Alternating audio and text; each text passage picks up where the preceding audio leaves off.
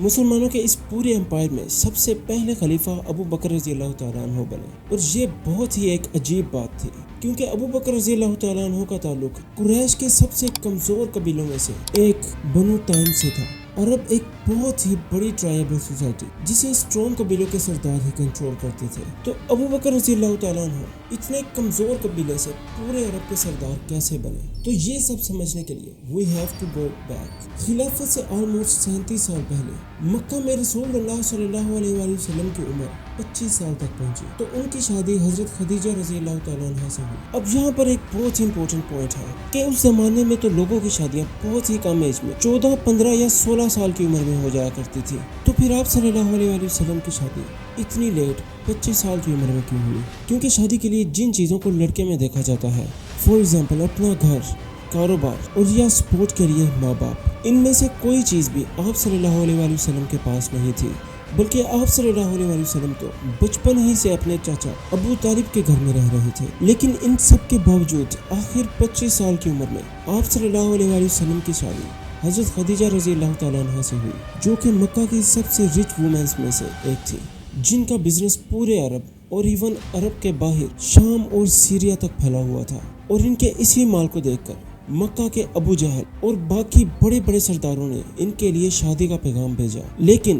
آپ نے ان ساروں کو ریجیکٹ کر کے حضرت محمد صلی اللہ علیہ وآلہ وسلم سے شادی کی۔ شادی کے بعد آپ صلی اللہ علیہ وآلہ وسلم اپنے چچا ابو طالب کے گھر سے حضرت خدیجہ رضی اللہ تعالیٰ عنہ کے گھر میں شفٹ ہو گئے، اور وہاں سے آہستہ آہستہ ان کا پورا بزنس مینج کرنے لگے، اور اس طرح بہت تیزی سے آپ مکہ کے سب سے ریچسٹ لوگوں میں سے ایک بن گئے۔ اب ایٹ دا سیم ٹائم مکہ میں ایک اور ینگ جوان لڑکا اپنا بزنس بہت ہی تیزی سے بڑھا رہا تھا، جس کا نام تھا عبد الکعبہ، اسلام سے پہلے اور اسلام کے بعد عبداللہ، جو کہ اب ابو بکر رضی اللہ تعالیٰ عنہ کے نام سے مشہور ہے، جن کا کپڑوں کا کاروبار مکہ مکرمہ میں بہت ہی تیزی سے گرو کر رہا تھا۔ اور ایک دن انہی بزنسز کے دوران حضرت ابو بکر صدیق اور آپ صلی اللہ علیہ وآلہ وسلم کی ملاقات ہوئی، اور آہستہ آہستہ جوانی سے یہ ایک دوسرے کے بہت ہی کلوز فرینڈ بن گئے، کیونکہ آپ صلی اللہ علیہ وآلہ وسلم اور حضرت ابو بکر صدیق دونوں ہی شروع سے مکہ کے مذہب کو صحیح نہیں سمجھتے تھے، مطلب لات، منات اور عزا کو اصلی خدا نہیں سمجھتے تھے۔ کافی سالوں کی دوستی کے بعد جب آپ صلی اللہ علیہ وآلہ وسلم کے پاس جبرائیل علیہ السلام آئے، اسلام کا پیغام لے کر آئے، تو حضرت خدیجہ اور علی شیر خدا رضی اللہ تعالیٰ عنہ کے بعد سب سے پہلے اسلام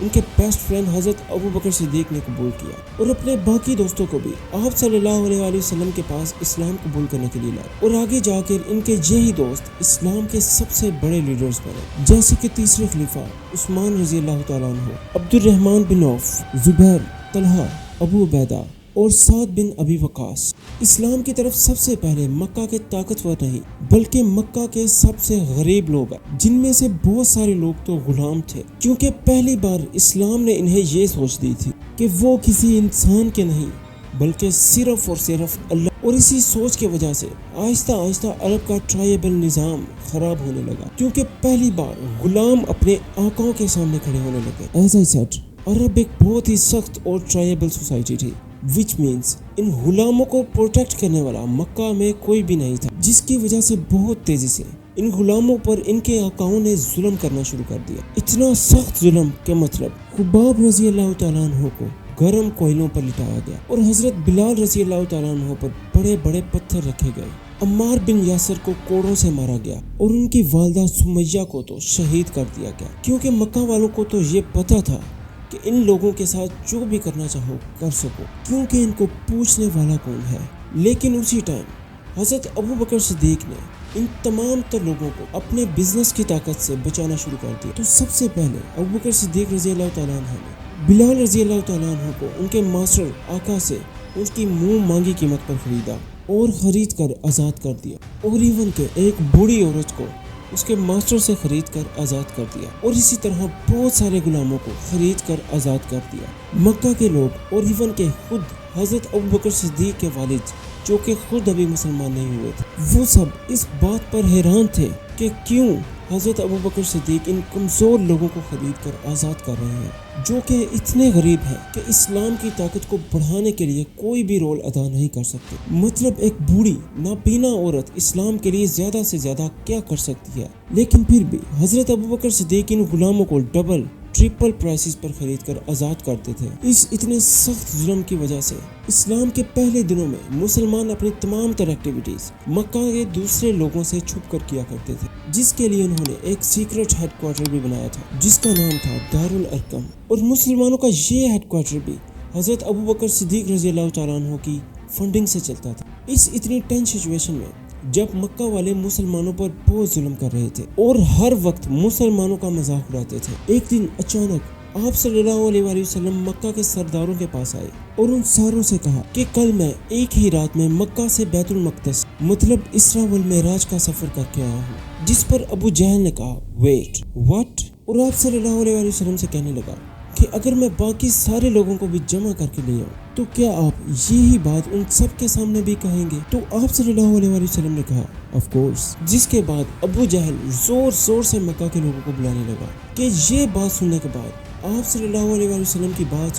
कोई भी नहीं मानेगा। और कुछ नए मुसलमान इस बात को सुनकर कंफ्यूज भी हुए। वो भागकर सबसे पहले अबू बकर सिद्दीक रज़ी अल्लाह तआला अन्हु के पास गए, क्योंकि उनको पता था कि अबू बकर सिद्दीक अगर इस रिलीजन से पीछे हट जाएं तो मक्का के बाकी लोग भी आहिस्ता आहिस्ता पीछे हटने लग जाएंगे। लेकिन हजरत अबू बकर सिद्दीक ने कहा कि अगर ये बात आप सल्लल्लाहु अलैहि वसल्लम ने की है तो ये बात बिल्कुल सच होगी। जिसके बाद उस दिन से अबू बकर रज़ी अल्लाह तआला अन्हु का नाम अबू बकर सिद्दीक बना। इन हालात के बाद मुसलमानों का मक्का में रहना इम्पॉसिबल हो गया और वो आहिस्ता आहिस्ता मदीना की तरफ शिफ्ट होने लगे। अबू बकर रज़ी अल्लाह तआला अन्हु ने मक्का में इतने बड़े कारोबार से जितना भी माल कमाया वो सारे का सारा लेकर आप सल्लल्लाहु अलैहि वसल्लम के साथ बिल्कुल आखिर में सब मुसलमानों के बाद मक्का से मदीना की तरफ रवाना हुए। मदीना हिजरत करने के बाद मुसलमानों की सबसे बड़ी जंग बदर, जिसमें अबू बकर सिद्दीक मुसलमानों की तरफ से लड़ रहे थे, जबकि उनका अपना बेटा काफिरों की तरफ से लड़ा। मतलब बाप एक फौज में और बेटा एक फौज, जो कि इससे पहले अरब में कभी नहीं हुआ था, क्योंकि अरब की तमाम तर जंगें हमेशा कबीलों के दरमियान ही हुआ करती थी। जंग के बाद उनके बेटे को मुसलमानों ने गिरफ्तार कर लिया और गिरफ्तार होने के बाद उनके बेटे ने अबू बकर सिद्दीक रज़ी अल्लाह तआला अन्हु से कहा कि मैं जंग में ये कोशिश कर रहा था कि मैं आपसे दूर ही रहूं ताकि हमारा आमना सामना न हो। जिस पर अबू बकर सिद्दीक रज़ी अल्लाह तआला अन्हु ने कहा कि अच्छा, मैं तो जंग में तुम्हें ही ढूंढ रहा था, बिल्कुल इब्राहिम अलैहिस्सलाम की तरह। अबू बकर सिद्दीक रज़ी अल्लाह तआला अन्हु अल्लाह की रज़ा के लिए अपने बेटे को भी कुर्बान करने के लिए तैयार थे। तो जब जंगे तबूक हुई तो सारे मुसलमान अपने माल का आधा हिस्सा आप सल्लल्लाहु अलैहि वसल्लम के सामने पेश कर रहे थे। तो अबू बकर सिद्दीक ने अपनी तमाम तर दौलत, माल, जो कुछ भी था, सारा कुछ लाकर आप सल्लल्लाहु अलैहि वसल्लम की खिदमत में पेश किया। अबू बकर रज़ी अल्लाह तआला अन्हु की इन सारी कुर्बानियों को देखकर एक दिन आप सल्लल्लाहु अलैहि वसल्लम ने फरमाया कि दुनिया में सबसे ज्यादा मेरी मदद टाइम और माल से अबू बकर सिद्दीक रज़ी अल्लाह तआला अन्हु ने की है। और एक सहाबी ने यह भी फरमाया कि आप सल्लल्लाहु अलैहि वसल्लम अबू बकर सिद्दीक के माल को ऐसे खर्च करते थे जैसे वो उन्हीं के पैसे हों, क्योंकि आप सल्लल्लाहु अलैहि वसल्लम को पता था कि हजरत अबू बकर सिद्दीक कभी भी उनकी मदद करने से इनकार नहीं करेंगे। और आखिरकार एक दिन वो भी आया कि पिछले 30 साल की इतनी बड़ी दोस्ती एक दिन खत्म हो गई। आप सल्लल्लाहु अलैहि वसल्लम इस दुनिया से पर्दा फरमा गए। उस दिन जब पूरा मक्का रो रहा था तो अबू बकर सिद्दीक ने सबके सामने आकर सबको तसल्ली दी, जिसके बाद लोगों ने आप सल्लल्लाहु अलैहि वसल्लम के बाद हजरत अबू बकर सिद्दीक रज़ी अल्लाह तआला अन्हु को अपना नया बादशाह चूज किया। लेकिन अबू बकर सिद्दीक ने बादशाह, किंग, ये तमाम तर अल्फाज छोड़कर खलीफा रसूल अल्लाह सल्लल्लाहु अलैहि वसल्लम का नाम चूज किया, जिसके बाद मुसलमानों में ये टाइटल 1300 साल तक चलता रहा। खालिद बिन वलीद की इस जबरदस्त स्ट्रेटजी की वजह से मुसलमान कुछ ही दिनों में पर्शियन एम्पायर के डेजर्ट को क्रॉस करके रोमन एम्पायर पहुंचे और वहां से कुछ छोटी छोटी रोमन फौजों को हराकर मुसलमानों की मदद के लिए पहुंचे और देखा कि मुसलमानों की एक फौज को रोमन फौज ने घेर लिया है। और वो जैसे ही मुसलमानों की इस फौज को ख़त्म करने वाले थे, खालिद बिन वलीद एग्जैक्ट टाइम पर पहुंचे और मुसलमानों की उस फौज को रोमन एम्पायर की फौज से बचा लिया। नाउ खालिद बिन वलीद ने अगर वो डेंजरस रास्ता चूज ना किया होता तो मुसलमानों की ये सारी फौज बिल्कुल ख़त्म हो जाती और हज़ारों मुसलमान शहीद हो जाते। खालिद बिन वलीद ने इस फौज को बचाकर रोमन एम्पायर को मुसलमानों की सारी आर्मीज को यूनाइट किया और इन्हें यूनाइट करने के बाद बहुत तेजी से रोमन एम्पायर में आगे बढ़ने लगे और कुछ ही अरसा में इस सारे इलाके को फतह कर लिया, जिसे आज हम उर्दन, जॉर्डन कहते हैं और सीधा रोमन एम्पायर सीरिया शाम के मेन सिटी दमिश्क की तरफ बढ़ने लगे। लेकिन जब मुसलमान उस सिटी के करीब पहुंचे तो यहाँ से बहुत दूर मदीना में मुसलमानों के पहले खलीफा हजरत अबू बकर सिद्दीक रज़ी अल्लाह तआला अन्हु की तबीयत अचानक खराब हो गई। तो जैसे ही मुसलमानों की फौज ने रोमन एम्पायर के मेन सिटी को चारों तरफ से घेर लिया, उसके 2 दिन बाद ही मुसलमानों के पहले खलीफा हजरत अबू बकर सिद्दीक रज़ी अल्लाह तआला अन्हु इस दुनिया से चले गए। सब्सक्राइब।